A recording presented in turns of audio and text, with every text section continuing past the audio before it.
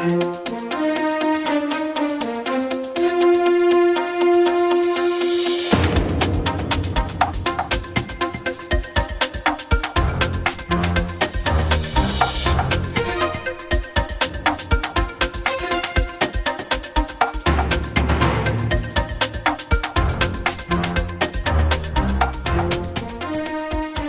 evening, everyone, and welcome.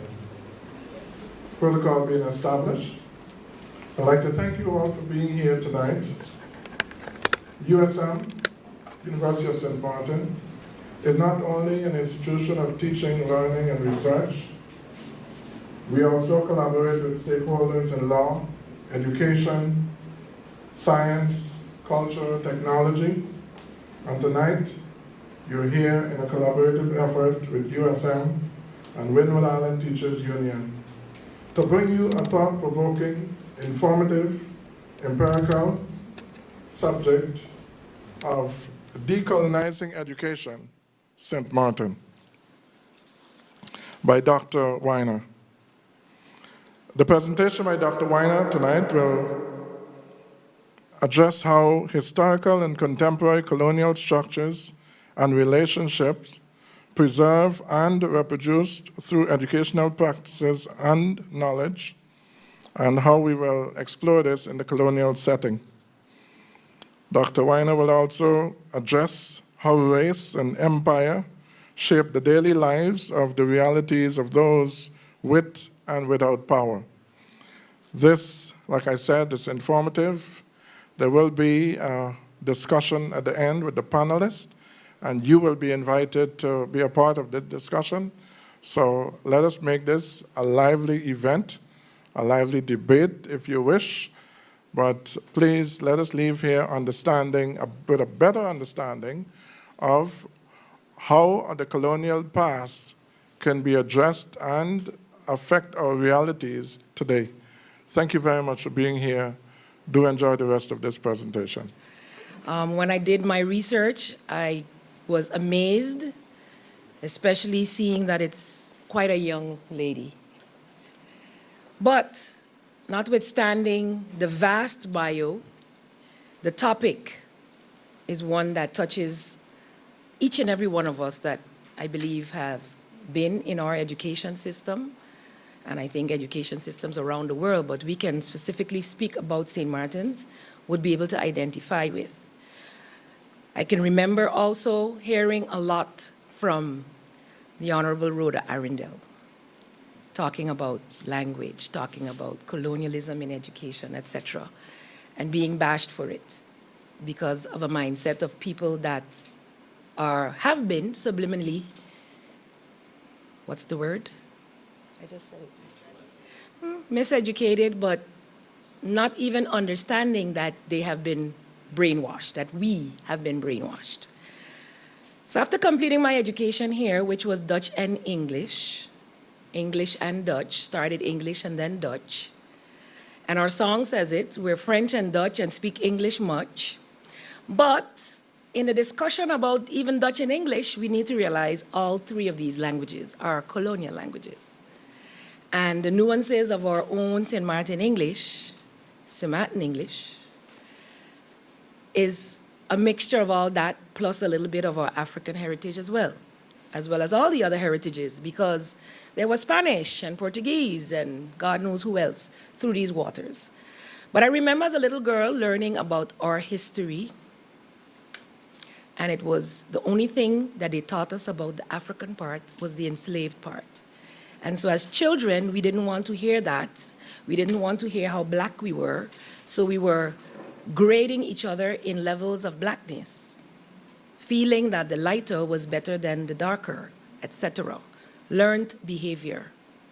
Education has a lot to do with that, and it's still perpetrated today. Some of our darker brothers and sisters still feel inferior, even though there is more of our history being taught, and through the World Wide Web. We are not dependent on a class teacher or a curriculum to learn. So it was through my education at what they would nowadays call predominantly black college, but it was the University of the Virgin Islands here in the Caribbean, is where I learned to appreciate and love what I am. Yet, as you can see with the hair, well, you can see now, for a long time, and even my own dear departed mother, I would ball my hair ever so often. Why are you cutting off that nice long hair?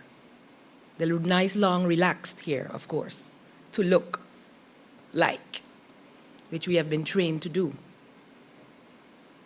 And even today, we as schools and school boards, the process takes long, but we don't have to wait for a law or a policy. We should recognize what is right and wrong. That whole debate about a child, whether they're allowed to be in school because of the texture of its hair or the hairstyle, we need to do away with these archaic, learned behaviors. So I welcome this discussion. Many of you may be shocked at what I'm saying, but I have been saying it, maybe not as loudly as Dr. Rhoda Arundel did, but I respect the good lady who I went to school with, by the way, and who has very good ideas, but we were probably not ready for them in that way at that time. However, I believe we are evolving, we are opening our minds, we are appreciating our various textures, colors, shades, hues, and learning more about ourselves so that we do not have to, in speaking about the enslavement period, speak of it with hate towards those who are here now. They are just the descendants, just like us. We need to recognize we've all played a role, or our ancestors have all played a role, but in neglecting to teach it, neglecting to talk about it, it doesn't disappear. And that subliminal anger that we all feel may disappear with the right education. So with that, this kingdom that they call Dutch, Lord, don't let me go there. Anyway, we're here to talk about education and decolonizing education on St. Martin, and I think it's a wonderful step. I must say within the ministry, we are also looking, and I mean, as Minister Dr. Arundel, you know, we have to be, you can only go as far as you're allowed in dealing with school boards. You subsidize them fully, but you cannot tell them in such terms what they can and cannot do. So we have to be very careful in how and what. And so these types of discussions, in just opening the discussion and seeing the representation of almost all, I think, or all of the school boards present, where elementary education is concerned at least. More? Secondary too? Mostly primary though, but I see Svoba and I see some of the high schools as well. So more high schools? Well, I'm glad everybody's represented. Because we all need to start the conversation, and it's not an accusation, it is a realization that we've just all been busy with what is the norm, and we sometimes need to shake it up, and we need to change policies and be more open and accepting, and you will see then that our young people who we are constantly saying, well, what's wrong with them? Maybe something's wrong with us. I'm not sure if you saw her bio, but it's 2, 3, 4 pages long. So I basically summarize it the best way I can to make it very interesting yet very short. It doesn't represent her true quality, all right? Now, Dr. Melissa Weiner received her Bachelor's of Arts in Sociology, Bachelor's of Science in Journalism, and her PhD in sociology from the University of Minnesota, the Twin Cities. Her research and teaching addresses radicalization mechanism both in the US and from global perspectives. She currently is an associate professor at the College of the Holy Cross in Massachusetts. She has published extensively from her fieldwork conducted in the Netherlands on the topic related to Dutch racism, particularly in the context of education and addressing both classroom and practice of the curriculum. Professor Weiner, first book, Power Protests, the Public School Rutger in 2010, examined how schools shape radical identities and inequalities while race and ethnicities simultaneously shape protests by Jews and African Americans in New York City in the early and mid 20th century. Dr. Weiner is I was good. Dr. Weiner is currently working on a new edition of volume called Decolonizing the Netherlands, which will be released in June 2018 and in a partnership with Antonio Camero Baez of the University of Puerto Rico. Her recent publication includes Whitening a Diverse Dutch Classroom. Would you please give Ms. Weiner a round of applause as she comes? I am a critical race and decolonial scholar, and I want to just describe a little bit of what that is before I get into my research. What this means is that this is what decolonial critical race scholars do. We really look at the role of race and empire in shaping our history and the present. We look at how race and empire shape daily life realities of those with and without power. We're especially attentive to perceptions, knowledges, and cultures of often excluded racial groups, often talked about as subaltern groups. We seek to unveil often hidden power relations, which I think is so important when you're looking at the continued colonial condition, and really challenging the dominant narrative and norms of white supremacy. And one of the most important things for me, which is really one of the most important reasons why I'm so excited to be here today, is that this kind of scholarship is not interested necessarily in just getting articles in journals that 4 people are going to read, and then it's going to remain on some dusty bookshelf on the corner of a college library. What we're really interested in is seeking social injustice and change. For all of us, we really believe that what is the point of doing this research if we're not going to use it to promote social justice? So that's just a little bit of a background of where my scholarship comes from.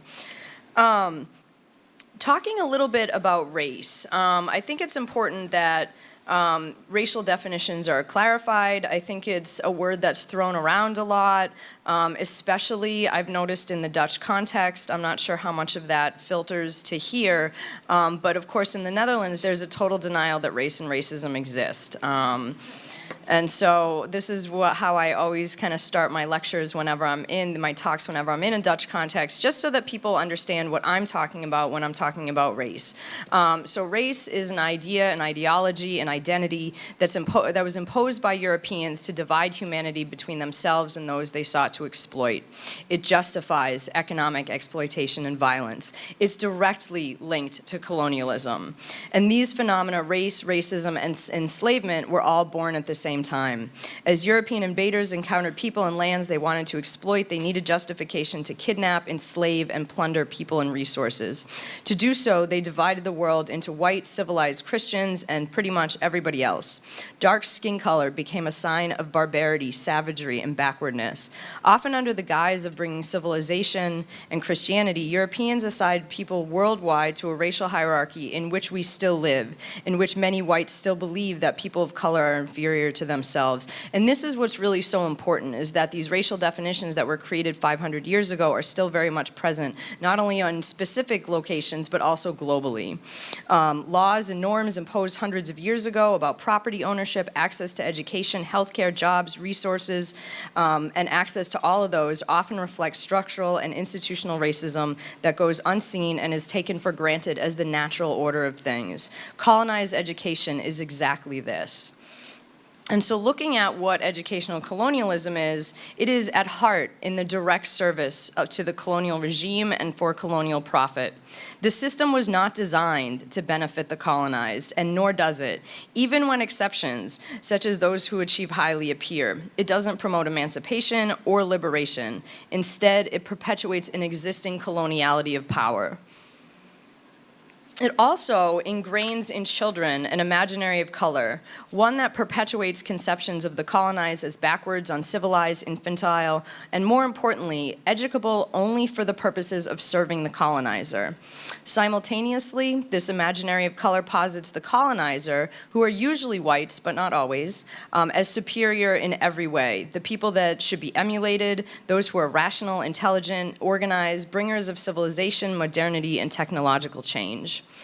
Mechanisms of colonial education are so deeply embedded in most colonized colonized nations that they go largely unseen, taken for granted, even as they replicate centuries of submission. Looking at some examples of this, just broadly, when we look from a cross-national perspective, we see that this is accomplished through administrative structures, classroom practices, and curricular materials, among other things. This is what I tend to focus on. When it comes to administration, colonial educational administrators often support colonial and white supremacist ideologies. Principals and teachers are often white in schools with large populations of children of color. And even when administrators are not white, their ideologies reflect similar ideas and believe that Black and Indigenous children are inferior. And so related to this then, parents' demands are often included, as are those of various community organizations. A lot of times you see that administrators assume parents don't know what is best for their children, which is a really paternalistic attitude at the heart of it.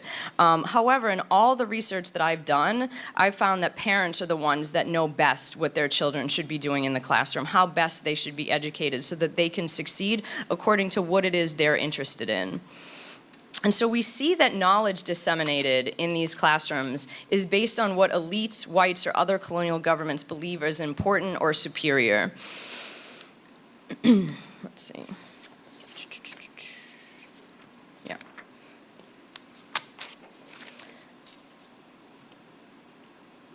And we see that instead of looking at what people in the colony really believe to be important, we see that what's focused on is what the colonizers think is important. We see historical and contemporary discrimination, oppression, and exclusion absent from the curriculum. If we're going to address these in any society, we actually have to talk about what they are, how they operate, what the different mechanisms are, how it's embedded in different structures, and what the consequences are.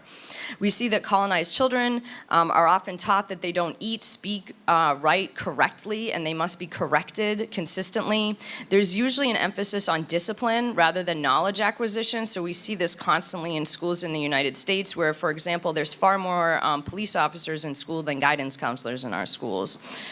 And we see that students are often not given the help when it's needed. And they're not given the help that they actually need either. And so finally, then we see such things, especially, you see throughout the Netherlands, overt and racist traditions such as Zwarte Piet. So looking at exactly what happens in the Dutch context. Yeah.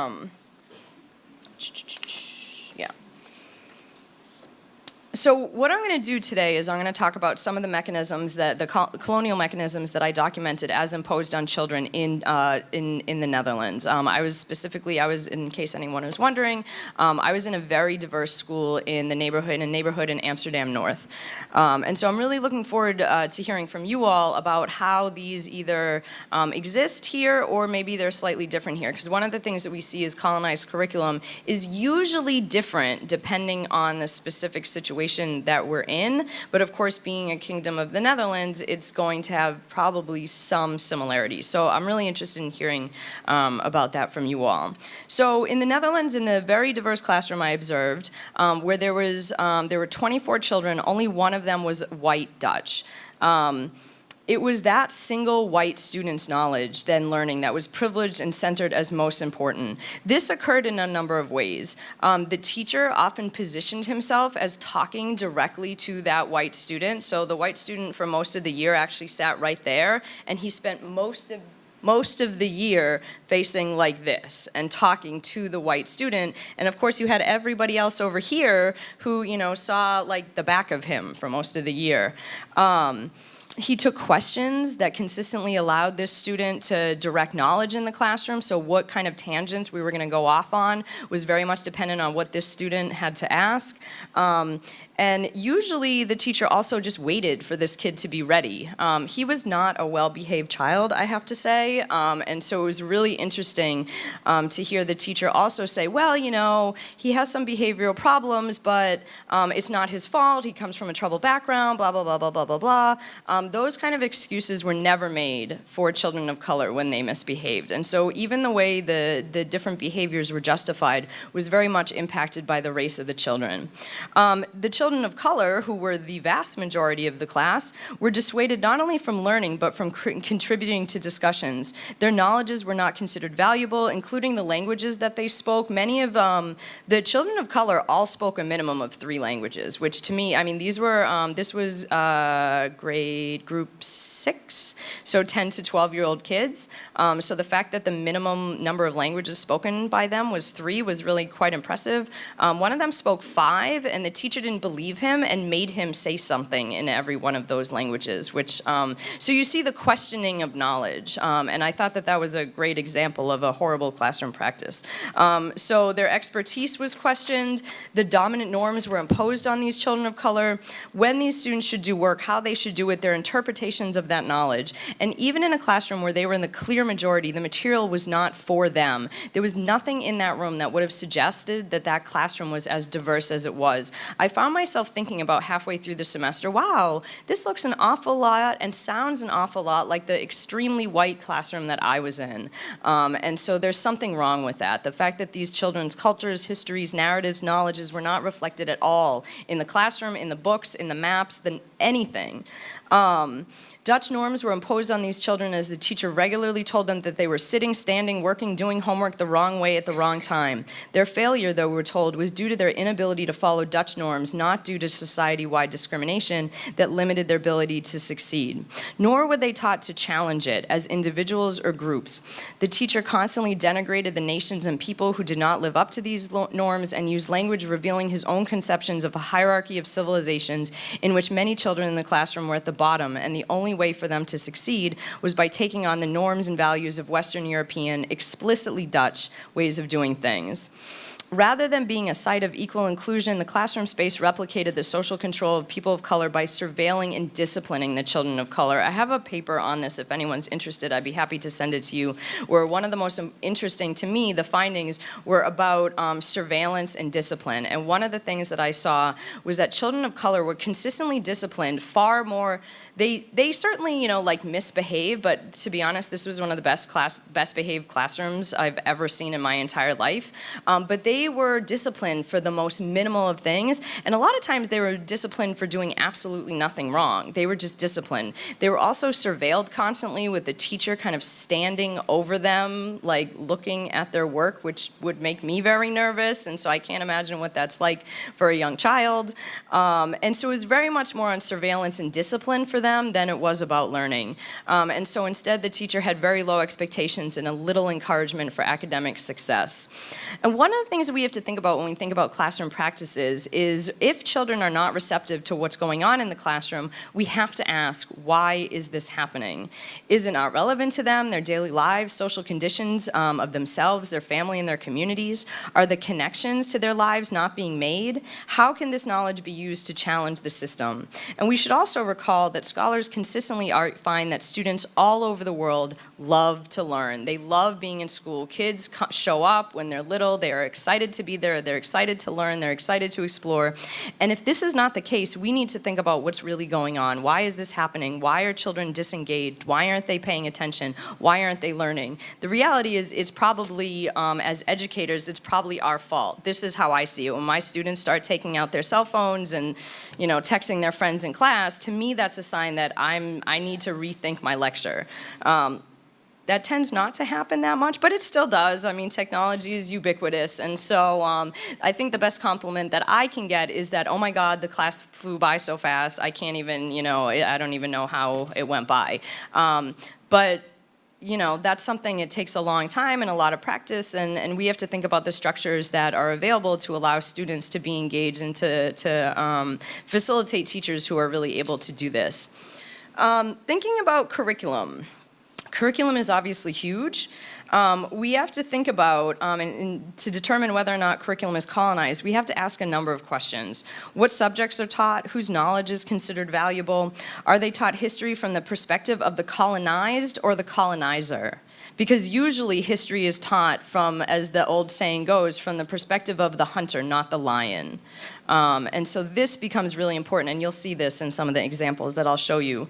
Does the history of Africans and indigenous people discuss civilizations prior to European conquest and enslavement? Usually it does not, but this is critical. Is history taught from a white perspective that normalizes oppression in the form of enslavement and genocide? Are the voices of the enslaved and oppressed centered in the story, and in doing so, are these people humanized in ways that go beyond stereotypes and victimhood? Do children learn about resistance to this oppression, historically and today? What is the race of people in textbooks? We really have to think about this, not just in history, but in science books, in math books. When you have word problems, what is the race of the children in those books? Are they all white? Or are they people of color? Usually we see that it's white. It's hard to find. I have my own students do this. I have a number of pre-med students, and I always just tell them, go get your chemistry book and tell me what is the race of the majority of people. Usually they're white. This is really important. Children need to see themselves reflected in the curriculum, in every subject matter. Are children learning about their cultures, their histories, their daily lives? Do children learn about how their lives are shaped by historical and contemporary oppression?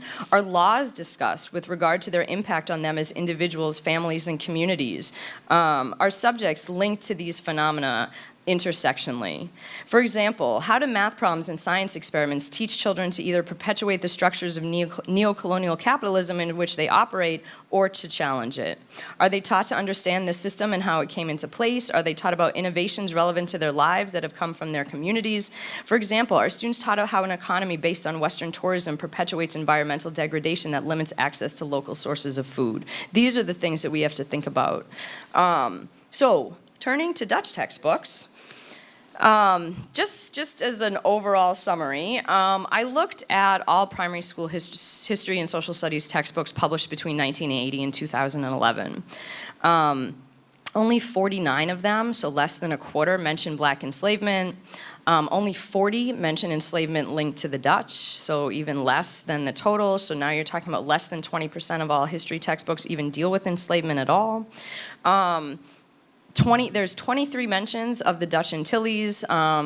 They're talked about as being part of the Netherlands, that they want to remain such, which I think is really interesting given some of the conversations that I've been privy to here and with colleagues in Statia and Curaçao. And usually that has to do with access to jobs and education. Usually the Dutch Antilles are mentioned in comparison to Suriname, and not in a good way. It's usually like, well, Suriname gained independence, their economy went bust. Poor them. It's a good thing these islands are still part of the Dutch Antilles, something like that. I mean, remember, these are primary school books, so but that usually mean that they're the explanations are absurdly simplified, especially because when you talk about Suriname, it's one sentence. In 1975, Suriname was independent. Moving on, and that's it. When it comes to St. Martin, in all of these books, there's 3 mentions total. Just for comparison, I think Curaçao is mentioned 17 times. However, all of these mentions are in relation to historical slavery and colonialism.